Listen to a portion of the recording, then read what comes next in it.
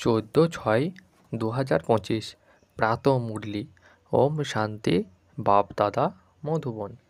বাবা বলছেন, মিষ্টি বাচ্চারা, এখন তোমরা জ্ঞানের তৃতীয় নেত্র পেয়েছ। তাই এখন তোমাদের নেত্র কোনো কিছুর দিকে নিমজ্জিত হওয়া উচিত নয় বা ডুবে যাওয়া উচিত নয়। তো আজকের প্রশ্ন, যারা পুরনো দুনিয়ার থেকে অসীম জগতের বৈরাগ্য আসবে, তাদের লক্ষ্য কী হবে? তো উত্তর হলো, তারা নিজের সব কিছু বাবাকে অর্পণ করে দেবে।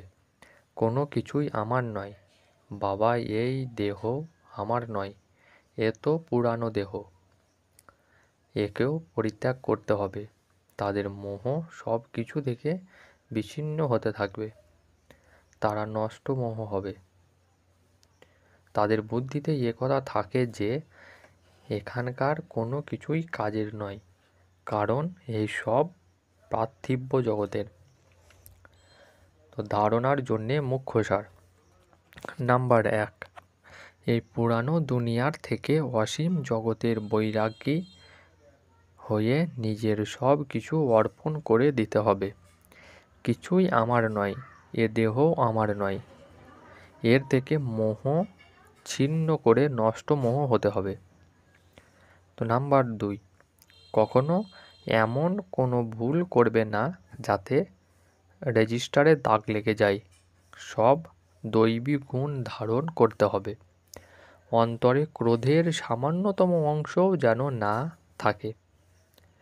তো আজকের বরদান, বলা, চিন্তা করা আর কর্মে রূপ দেওয়া, এই তিনটিকে সমান বানিয়ে জ্ঞানী তু আত্মা ভব।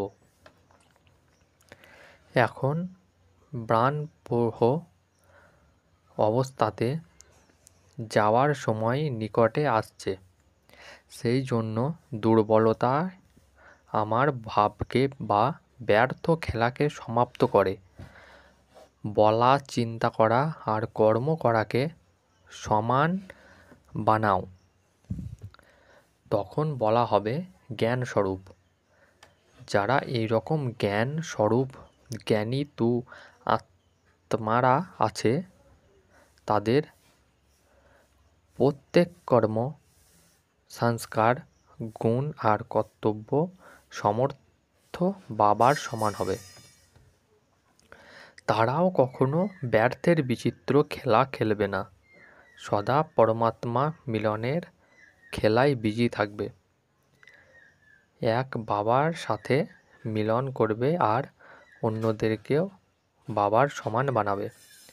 তো আজকের স্লোগান, সেবায় উৎসাহ ছোট ছোট অসুখগুলিকে মার্জ করে দেয়। অব্যক্ত ইশারা, আত্মিক স্থিতিতে থাকার অভ্যাস করো, অন্তর্মুখী হও। নিজেকে আত্মা ভেবে থাকতে হবে। অন্তর্মুখী অর্থাৎ মুখ আর মনকে যে মৌন রাখতে পারে।